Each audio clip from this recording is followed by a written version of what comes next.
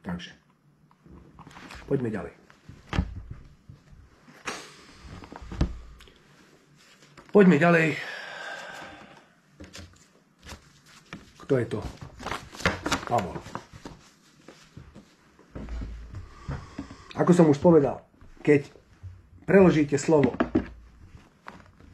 klipa, čo je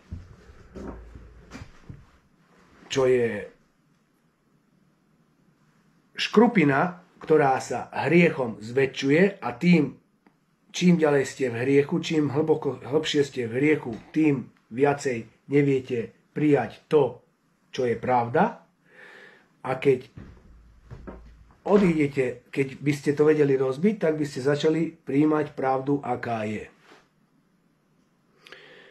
Tá klipa, to je negatívna energia. No.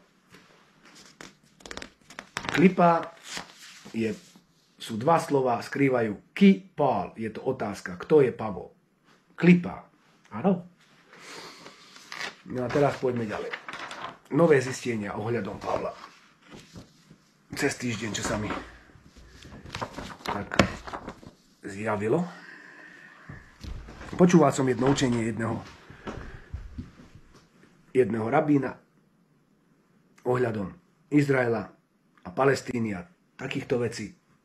No a idem autom a ide a hovorí, že aká Palestína? Aké meno Palestína? Izrael je Izrael a Palestína nikdy neexistovala. Sú to prisťahovalci arabské národy, ktoré bývajú okolo.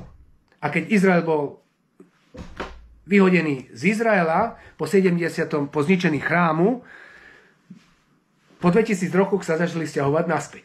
Áno. A založili Izrael v 1948. Po druhej svetovej vojne. Zionisti. Hovorí tento rabín, kto dal Izraelu Palestína, meno Palestína, veď neexistovalo. To dala Rímska ríša, keď mala pod kontrolou izraelský štát a dala ako z posmechu meno Palestína, aby sa vysmievali Izraelu. No a teraz môžete písať so mňou. Napíšte si meno Palestína, ako to počujete po slovensky.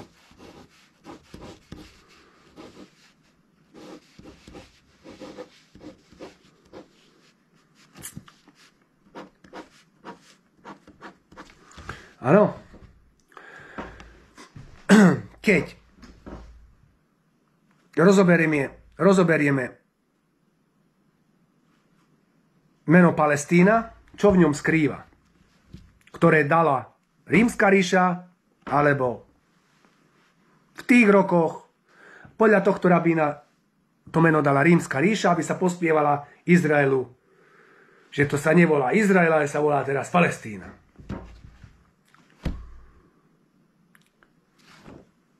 Ešte raz sa vrátim ku klipa. Kto je Pavol? Pavol je klipa. Rímska ríša mala mnohobožstvo a keď pozeráme, celý nový zákon nebol napísaný hebrejsky, ale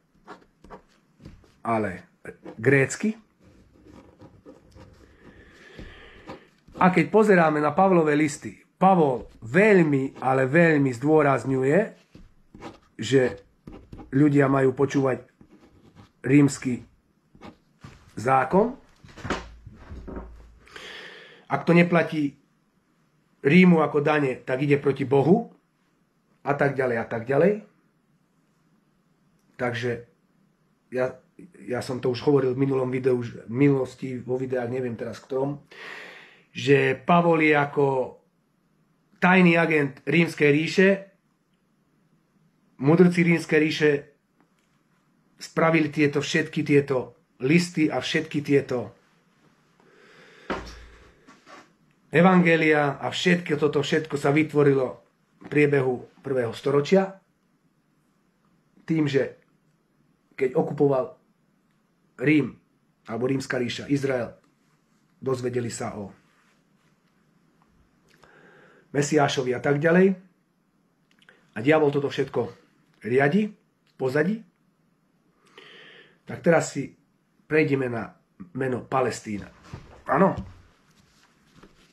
Prvé 3 písmená sú pal. Pál. A keď hovoríme Palestína po slovensky, tak na I je dlžeň. Áno, aby ste niektorí tu už sa chytili aj do toho, že ja vykladám a ja si môžem, keď vykladám nejaké slovo po maďarsky, tak on môže si vykladať po slovensky a robiť si, čo chce. Toto není môj výklad. Tento výklad ja dostanem z hora. A aby ste nemrmľali, keď si napíšete niektorí, ktorí sa sťažujú, že Maďari, ako môžu mať Maďari také slová, tak si napíšte po slovensky Palestína. Áno. A dlžeň z toho I môžete dať na A. A, pál, lebo po maďarsky sa volá pál, ale v spirituálnom svete není Č ako Č niekedy, alebo A dlé A, alebo U, alebo U, ale sú len ako slová bez týchto dlžňová, mekčiňová, všelijakých týchto dodatkov. Áno. Kto tomu rozumie, tomu rozumie. Takže, ale keď vyložme si to tak.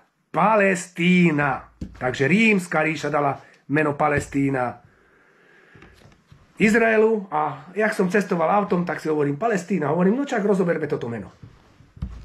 Pozrite sa. Pál, áno, z I prešiel, tak už nad I není dlžeň, lebo takto vychádza totálne dokonalo.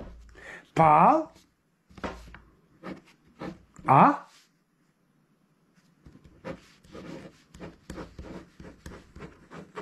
Išten. Nech sa páči. Áno. Pál a Išten.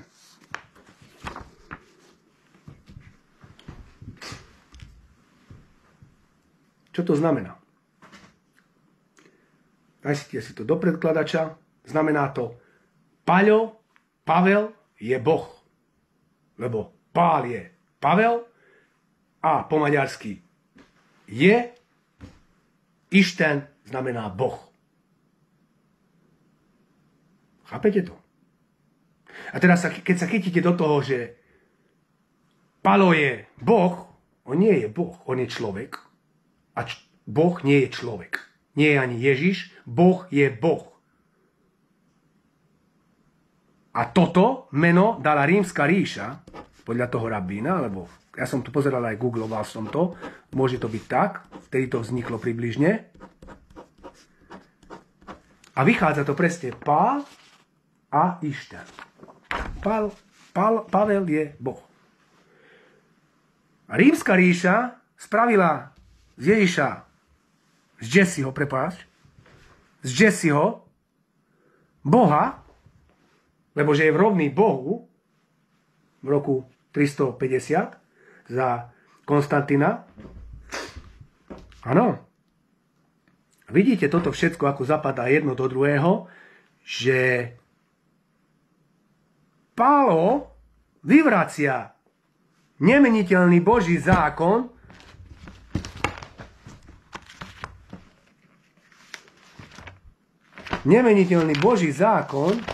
ako som tu, kde som to, Hebrejom, za lepší.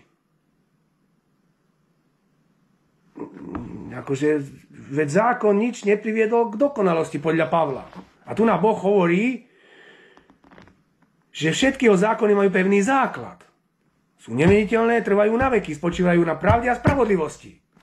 Akože nie k dokonalosti. Veď tu nás sa píše, že je dokonalý. Ten zákon je dokonalý. Keď si prečítate 119.